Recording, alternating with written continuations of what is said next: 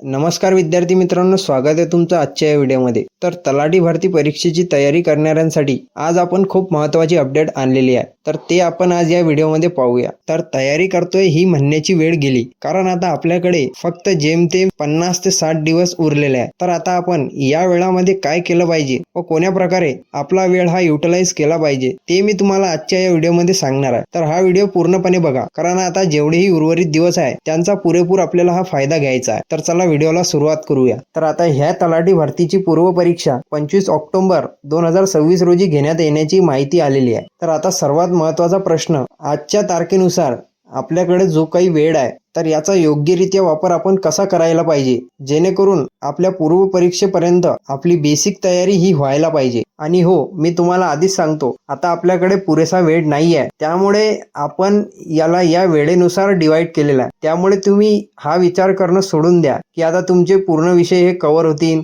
मग तुम्ही त्याचे प्रश्न उत्तर पासाल। तर आता आपल्याकडे जेवढा वेळ आहे त्या वेळाचा पुरेपूर वापर हा आपल्याला कसा करता येईल या गोष्टींकडे आता आपलं लक्ष राहील। तर बघा, तर सर्वात आधी माझा पहिला सल्ला आहे, आता आपले पहिले 30 दिवस हा फक्त सिलेबस पूर्ण करण्यामध्ये घालू नका, कारण आता आपल्याकडे एवढा वेळ राहिलेला नाही ज्यात तुम्ही पूर्ण आपला सिलेबस कव्हर करसाल, कारण सिलेबस खूप मोठा आहे। तर त्यामुळे आपण याला 3 भागामध्ये डिवाइड करू। पहिला भाग म्हणजे रोज नवीन टॉपिक शिका, दुसरा भाग म्हणजे मागील प्रश्नपत्रिका आणि त्याचे MCQ सॉल्व करा, आणि तिसरा भाग हा मी तुम्हाला नंतर सांगेल। तर बघा, भाग 1 मध्ये तुम्हाला रोज नवीन टॉपिक जो तुम्हाला कठीण जाईल असा टॉपिक घेऊन त्याचे जास्तीत जास्त प्रश्न हे सॉल्व करण्याचा प्रयत्न करायचा, आणि त्यासाठी तुम्हाला एक मागील वर्षाची प्रश्नपत्रिका सॉल्व करायची आहे। आणि त्यासाठी तुम्ही परीक्षेत आलेले किंवा आपल्या चॅनलवर सुरू असलेली सिरीज सुद्धा पाहू शकता।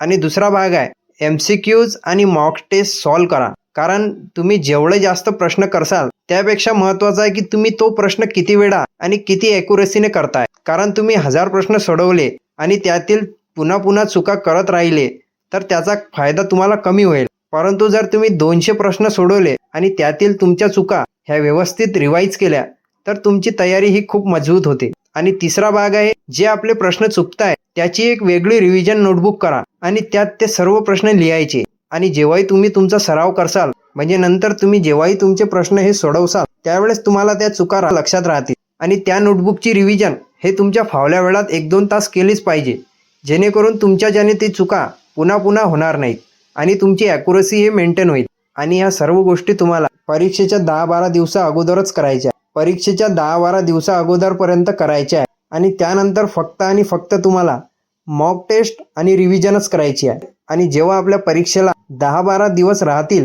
त्यावेळेस फक्त तुम्ही केलेले प्रश्न आणि मॉक टेस्ट याची रिव्हिजन करायची आहे, जेणेकरून तुम्ही जे काही वाचलं असेल किंवा ज्याची रिव्हिजन केली असेल ते तुमच्या घट्टपणे लक्षात येऊन जाईल। तर त्यामुळे भरतीची तयारी करणारे विद्यार्थी मित्रांनो, तर 25 ऑक्टोबर ही फक्त तारीख नाहीये, तर तुमच्याकडे प्रिपरेशनसाठी काउंटडाऊन सुरू झालेला। तर आजपासून जेमतेम जो आपल्याकडे वेळ उरलेला आहे त्यात आपल्याला आपले 100% हे द्यायचे, आणि त्यासाठीच आपण ही सिरीज सुद्धा चालू केलेली आहे। आणि तुम्हाला नोटिफाय मराठीवर फक्त भरतीच्या अपडेट्स नाही देणार, तर प्रत्येक व्हिडिओसोबत तुम्ही त्याची तयारी कशी करायची आणि कोणते प्रश्न महत्त्वाचे आहेत आणि कोणत्या गोष्टींकडे लक्ष देणं हे जरुरी आहे हे सुद्धा सांगणार आहे। तर अशाच प्रिपरेशनसाठी तुम्ही नोटिफाय मराठीला जोडू शकता। तर मी आशा करतो की हा व्हिडिओ तुम्हाला आवडला असेल, आणि जर तुमच्या मनात काही प्रश्न असतील तर ते तुम्ही मला कमेंटमध्ये सुद्धा विचारू शकतात।